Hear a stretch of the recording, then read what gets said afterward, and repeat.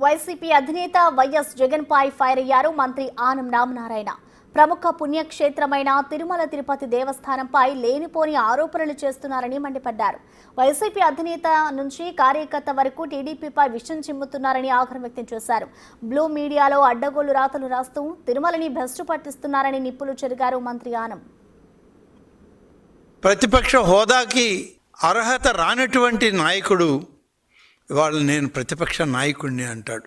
హిందూ మతం మీద నీకు గౌరవం లేకపోతే లేకపోవచ్చు, కానీ హిందువులను అందరినీ అవమానపరిచే విధంగా, హిందువులు నిరంతరం ఆరాధించేటువంటి ఆలయాల మీద నీ రాజకీయ క్రీడని నడపాలని చూసేటువంటి నీ విధానం ఇవాళ బాధాకరంగా ఉంది.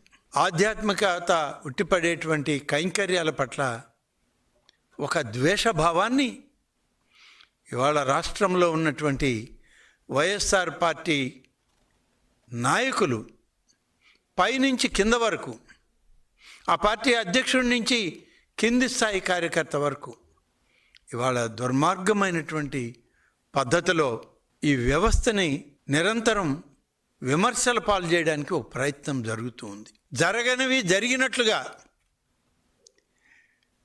నీ మీడియాలో, నీ బులుగు మీడియాలో వివిధ రకాలుగా ప్రచారం చేస్తే ప్రజలు నమ్ముతారనేటువంటి ఒక తప్పుడు ఆలోచనని, మార్గాన్ని ఎంచుకున్నారు మీరు.